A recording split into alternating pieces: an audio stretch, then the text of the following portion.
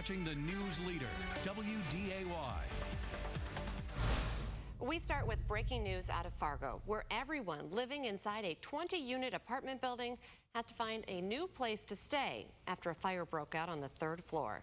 Good morning, everyone. It's just about 5 o'clock now on our Friday morning, September 9th. WDAY News reporter Jenna Scott is joining us live where that happened with what she knows so far. Jenna, what kind of damage are you seeing out there?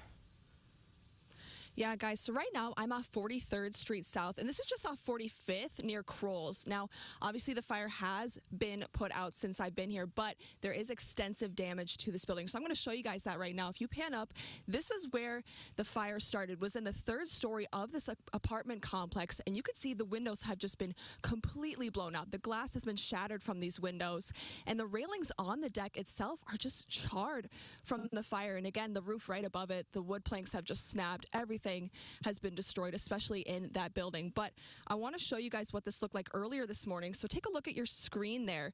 This happened close to midnight last night, and you can see smoke filling the air as they work to put out the flames in a 3rd floor apartment that I just showed you. We spoke with Fire Marshal Ryan Erickson, who says the fire spread to the attic of that apartment, and it took more than half an hour to put it out. But thankfully, no one was hurt. Now, later on this hour, I'm going to show you guys even more damage to this building and if we know the cause of this fire yet. Reporting live, Jenna Scott, WDAY News. Thank you, Jenna. We also have breaking news out of Grand Forks right now, where a man is in jail after police say he fired a shotgun after confronting 2 women outside his apartment. This all happened right here, right across from the public library at around 10:30 last night. Police tell us 2 women were looking for a dog in the lawn right in the front of their building when the man went onto his balcony. He said some things to the women, which led to him shooting a shotgun round into the air. Police arrested him about an hour and a half later. Scott Middledorf is now in the Grand Forks County Jail facing charges of terrorizing, discharging a firearm in city limits, and reckless endangerment. We are now working to learn when he will be in court. Also breaking just north of Grand Forks this morning, we're learning a woman is dead after crashing while driving the wrong way in a construction zone. It happened on I-29 about 8 miles north of Manville, right around 6:30 last night. Troopers tell us she was driving north in the southbound lane when she crashed head-on with a pickup. The car then started on fire. Troopers are not identifying the woman at this time, but they tell us that the driver and a passenger in that pickup, both from Montana, were hurt. And Lydia is tracking some rain on her radar this morning. Yeah, and Lydia, you're tracking some cooler weather with that, too. Big cold front moved through yesterday, just like we talked about on First News yesterday morning. And here's the proof. The proof is in the pudding, or on the radar. You can see that little bit of green crawling kind of from the southwest and up to the northeast. It is very light, not a lot of rain. Checking in on rain reports next in your coffee forecast.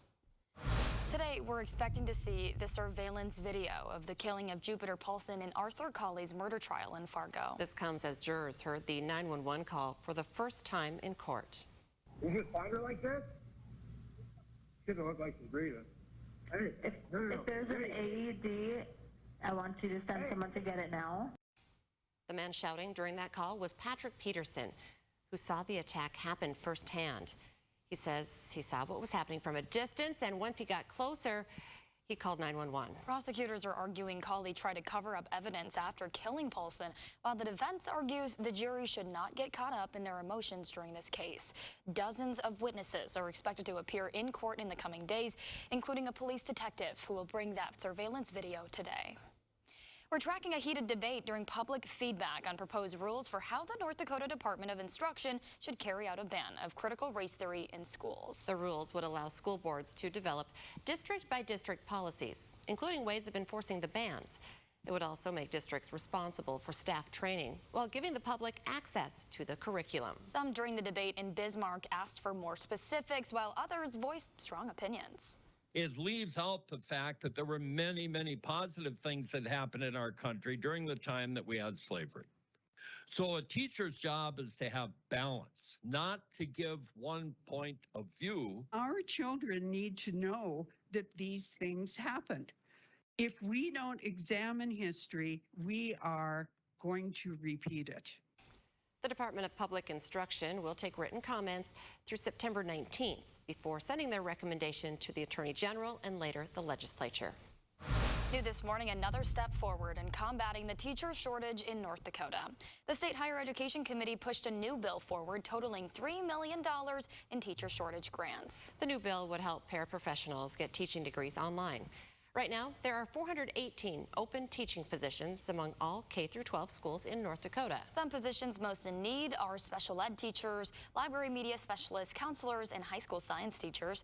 The bill will now advance to the state legislature in 2023. And in West Fargo, administrators are taking steps to show appreciation for current teachers. A bonus of several $100s. Yeah, teachers who work at least 30 hours a week are eligible for that bonus. Educators who work less than that would be eligible for a $400 bonus, and substitute teachers who worked last year and will continue working this year would get $250. The proposal does still need approval from the school board. That could happen as soon as Monday when the board meets next. Crews have a really big cleanup job ahead of them after an expensive piece of farm equipment fell off of a trailer. We'll tell you where it happened and why you might still want to avoid this area. Checking in on rain reports for you this morning. Not a lot. It looks like more when you look out the window and you see that little puddle on the street. I'll show you the difference in temperatures coming up next in your temp forecast. The trooper who shot and injured a man after firing a gun near I-29 in Fargo back in July has been cleared of any wrongdoing. Cass County State's Attorney Birch Burdick says Trooper Miles Ronimus was justified in shooting Michael Yusa, and no criminal charges will be filed. Burdick says Yusa's erratic and dangerous behavior posed an immediate threat to public safety. Yusa is facing several charges right now, including attempted murder, after being accused of rear-ending a motorcycle, firing shots at his apartment, refusing to stop on the interstate, and crashing his truck. We're tracking an expensive cleanup effort on a Grand Forks road. Yeah, a viewer sent us these pictures of, yes, that's a John Deere combine. Oh. He says it fell off of a flatbed trailer. It happened on Gateway Drive in front of the Simonson's gas station. We're still working to find out what exactly happened, but we did get word that the combine was still on the road as of about 9 o'clock last night. WDAY is tracking an update to a story we brought to you first last week out of Becker County. The county board is now asking Minnesota Governor Tim Walz and the DOT to not follow through with their plan to cut down trees on a scenic byway on Highway 34. We told you the DOT wants to cut down trees here to make the roads safer for drivers and lower the amount of chemicals used on the roads in the winter. But members of the board and the White Earth Nation are now saying the safety improvements just aren't enough to outweigh losing those trees. Tree removal bids could start soon as this month, and cutting is expected to begin shortly after. An officer-involved shooting that killed one man has now led to the review of department policies. We're going to let you know what the Fargo Police Advisory Board is now doing to access those policies. Plus, we have started to transition now into fall, it seems like. Storm tracker meteorologist Lydia Bloom shows us a big swing in numbers from yesterday in her temperature forecast. The Fargo Police Advisory Board got its first major review of department policies. While the board can't enforce policies, its job is to build trust with the community. Both the board and officers also dissected the officer-involved shooting that killed Shane Netterville back in July, with some even questioning whether Netterville should be considered a murder victim. But police say all department policies were followed during that time. During the meeting, Chief David Zabulski also defended Officer Adam O'Brien's decision to pull the trigger with another officer potentially in the crossfire. We find ourselves in precarious positions all the time. That's what we trained for. And again, Officer O'Brien focused on the threat to him, which was the driver of the vehicle. He had a split-second opportunity. One thing the 7-member board did say it wants to do is to open up the lines of communication. Right now, people who want to reach board members have to go through Fargo Police. The board wants community members to be able to go straight to them. A UND professor and legislative candidate is now cleared of misconduct claims. Earlier this year, Dr. Eric Murphy, a Republican candidate for the North Dakota House, was accused of a Title IX allegation by a female colleague. He was placed on paid administrative leave while the university was looking into that allegation. A judge has now ruled that he did not violate Title IX or UND policies related to sexual harassment or discrimination. The East Grand Forks City Council is giving the green light when it comes to repairing the Civic Center parking lot. It comes a couple of weeks after the council was presented with plans for short-term improvements of city arenas. The council also approved the hiring of contractor R.J. Zavril and Sons, who will be doing some asphalt overlay work on that parking lot. Work is scheduled to start sometime later this fall. Let's check in with Lydia now. We've talked about this already. You forecast cooler temperatures, and they're here. Abracadabra. Things have cooled off. Now, this morning, you're not really noticing the cool down. We're sitting in the 50s. It's comfortable out there in terms of temperatures. But by the time we get to this afternoon, it'll feel much different than yesterday afternoon. We topped off at 84 here in Fargo, and today we're looking at the upper 60s. Checking in on the radar before you hit the road. Coming up next. WDAY is tracking an update on the case of a Wisconsin man accused of stabbing a teenager to death. We learned how he pleaded in court on multiple homicide charges. Plus, and I'm tracking breaking news out of Fargo, and a fire overnight displaced tenants of this apartment building. And I'm going to tell you if investigators have found a cause of that fire yet. As the kiddos are headed off to school this morning, some of them might need a rain jacket, especially in the Southern Valley and in Lakes Country on the Minnesota side, where we still have a little bit of light rain. The system exits the region. We're dry for the rest of the day, and that brings us to football weather later on tonight. We'll talk about that in your full forecast. A father and his son are waking up in different hospitals this morning as they got hurt while pulling off the road to check on their boat trailer. 17-year-old Caleb Hunter and 41-year-old Randy Hunter were rear-ended by 16-year-old Garrett Hildy of Audubon when they pulled off on County Road 6 in Detroit Lakes. Caleb was airlifted to Essentia in Fargo. Randy was taken by ambulance to Essentia in Detroit Lakes, and Hildy was not hurt. The Becker County Sheriff's Office is investigating this crash. A Wisconsin man accused of killing a teenager and stabbing 4 others on the Apple River back in July has pleaded not guilty. 52-year-old Nikolai Mew is charged with first-degree intentional homicide and 4 counts of attempted first-degree intentional homicide. Police say he attacked a group of tubers with a knife, killing 17-year-old Isaac Schumann and hurting 4 others. He claims he was attacked and that he acted in self-defense. Another hearing has been set for November 1st. Well, we're taking you back to multiple breaking stories in Grand Forks this morning. We found out why one man is waking up in jail after a confrontation with 2 women near his apartment. And Storm Tracker meteorologist Lydia Bloom is watching a few showers moving through this morning. We'll find out how long it'll be till they move out and what it will look like for Friday night football in her full forecast. We're tracking breaking news for you out of Fargo this morning, where a fire at an apartment building forced every single person inside to find a different place to stay for the night. Yeah, WDAY News reporter Jenna Scott is live there right now. She's going to show us some of the damage. But Jenna, any word yet on what might have caused that fire? Yeah, so we don't have word yet on what caused that fire, and crews are still here investigating. And I am on 43rd Street South, and that's right near Kroll's, if you know where that general area is. And like I said, crews are still here monitoring the situation and monitoring to make sure there's no hot spots that are rekindling in the building. But I want to show you guys the leftover damage from this. If you look at this right across the lawn here, there's just debris scattered all over. But if you pan all the way up to the 3rd story, that's where the fire started. You could see in the window, especially the second one from the left, there's still stuff hanging out of that window, and that's where a lot of this debris that's scattered across the yard is from. But I want to show you guys what this looked like earlier this morning too. So this is what it looked like right around midnight last night. Actually, the fire started on the 3rd floor and spread all the way to the attic of this apartment, and crews tell us that thankfully no one was hurt. And as for damage estimate, like I mentioned, we don't know that yet, and investigators are on scene trying to figure out the cause, which we're learning could take a couple of weeks to find out. But later on this hour, Say and Lisa, I'm going to show you guys more of the damage from this fire. Reporting live, Jenna Scott, WDAY News. Thank you, Jenna. We're also tracking breaking news out of Grand Forks right now, where a man is in jail as police say he fired a shotgun after confronting 2 women outside his apartment. Yeah, that all happened right here, just across from the public library at around 10:30 last night.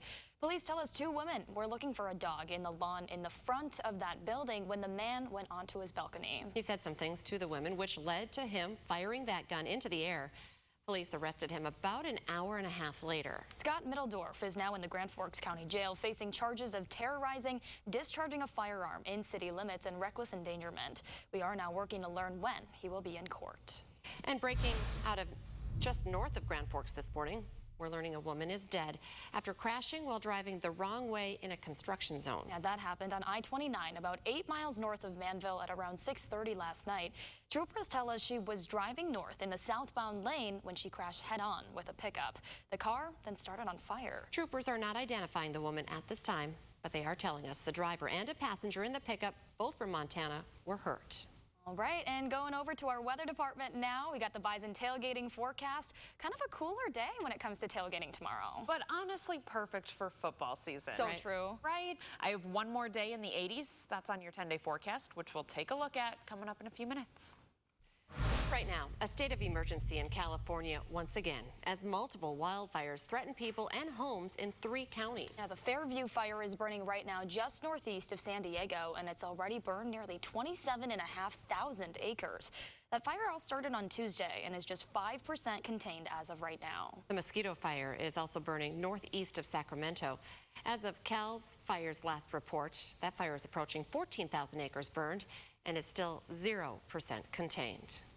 North Korea passed a bill overnight declaring itself a nuclear state. Kim Jong-un addressed the Supreme People's Assembly last night, saying that they are not giving up their nuclear weapons. He also vowed to never denuclearize the country. But the bill also says that North Korea would use nuclear force as a last resort and that it would only be used in anything that seriously threatens that nation or its people. Today, the British monarchy will take its next steps in mourning the passing of Queen Elizabeth and welcoming her son Charles as the new king. Yeah, let's take a live look at London this morning at Buckingham Palace. Wow, today the new king and queen are expected to return to the city as King Charles is set to begin his new royal duties. He will meet with the Prime Minister as well as those in charge of arrangements for the Queen's funeral.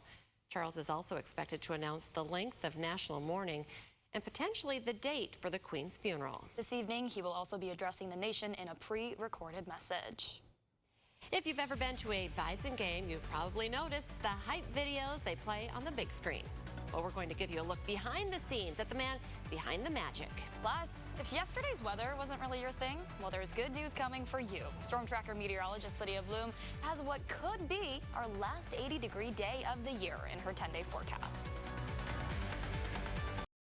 While the Bison are known for making big hits on the field, there's a man behind the scenes trying to make big hits off the field, whether it's on social media or on the Fargo Dome's big screen. And Lisa, you got a chance to meet that man and see a little bit of his work too. So a few things raise arm hairs and get the heart pumping, like a good hype video. And the NDSU football team is winning when it comes to their videos. I sat down with the hype man tasked with getting Bison fans pumped up before every game.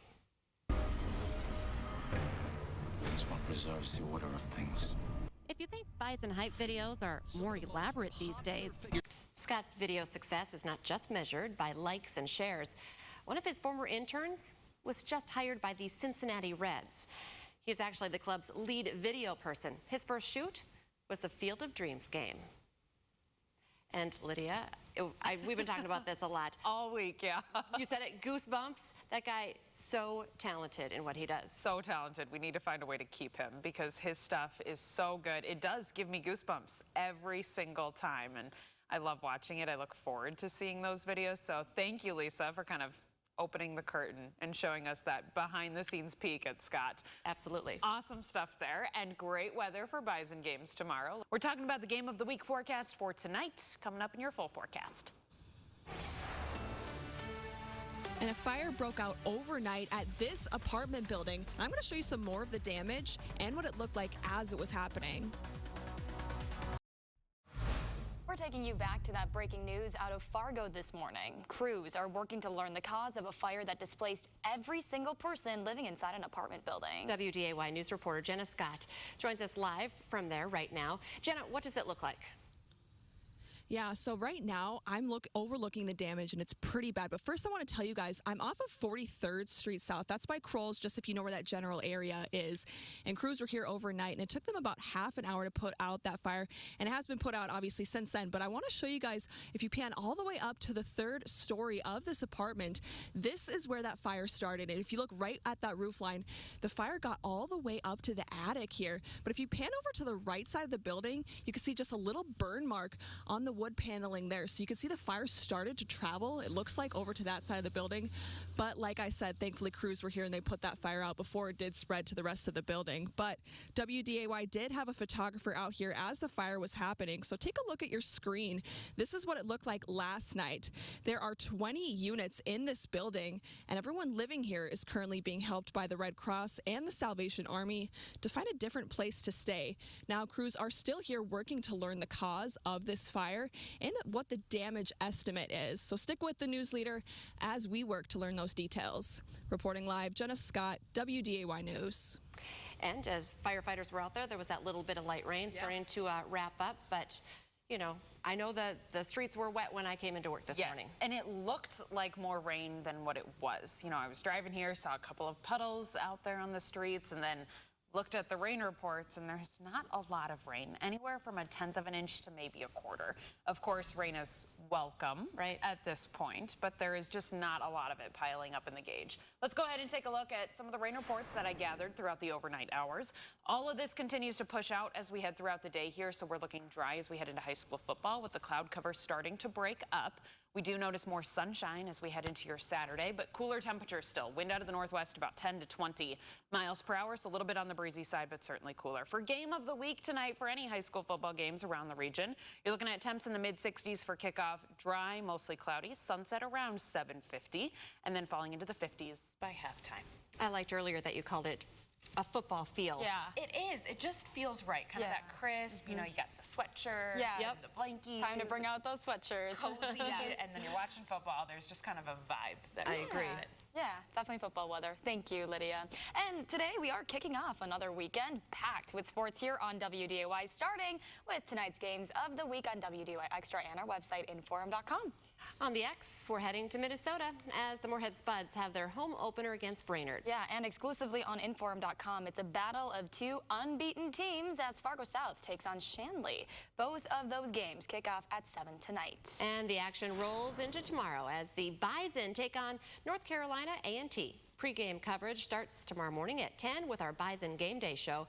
Game coverage kicking off at 2:20 tomorrow afternoon. The game itself starts at 2:30. But a different kind of football will be shown on Extra on Sunday. The Bison soccer team will be taking on the Drake Bulldogs at Dakota Field. Game time is at 1 p.m. TJ Maxx in Grand Forks will soon have a new home. It will take over the old Gordman's building, which hasn't been used since 2020 when it closed. The store will also house TJ Maxx's newest edition of Sierra, formerly known as Sierra Trading Post. The move was confirmed by a store manager, but we are now still working to learn when exactly that move will happen. We're just 2 months away now from the general election, and some organizations in the metro want to make sure you're ready. Now we're going to tell you where you can go today to get an idea of what you can expect when you head to the polls. 24 hours ago, we were waking up to temperatures in the upper 60s and lower 70s. Your weather headlines are coming up at the top of the hour. Today, North Dakota voters, you can get some extra help when it comes to understanding your rights. The League of Women Voters of the Red River Valley is hosting an informational meeting. It will be at the Sons of Norway Lodge on 2nd Avenue in Fargo from noon to 1 this afternoon. You'll be able to get a glimpse of what to expect at the polls this November. And the Detroit Lakes League of Women Voters is also helping you get to know your candidates. The group is hosting 2 candidate forums this month. The first will be on September 26th. There, you can learn about candidates for Becker County Sheriff and city positions. Then on September 28th, you can meet the candidates for the Becker County Board and the Detroit Lakes School Board. Both meetings will be inside the DL Police Department conference room starting at 6 o'clock. Both meetings are also free. NASA says it has 2 new dates in mind for its next attempt at launching its massive new moon rocket on an uncrewed test mission. Yeah, those include September 23rd or September 27th. It comes after 2 scrub launches last week over technical issues.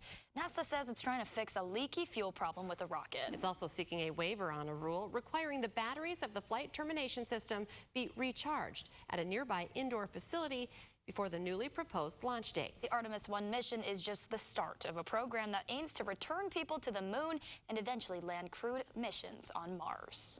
In the next hour of First News, we're tracking multiple breaking news stories from around the metro. We'll take you live in Fargo, where dozens of people are now looking for a place to spend the night. Yeah, and Storm Tracker meteorologist Lydia Bloom is tracking some of those showers this morning. Find out if they'll move out in time for your drive into work next in her current conditions.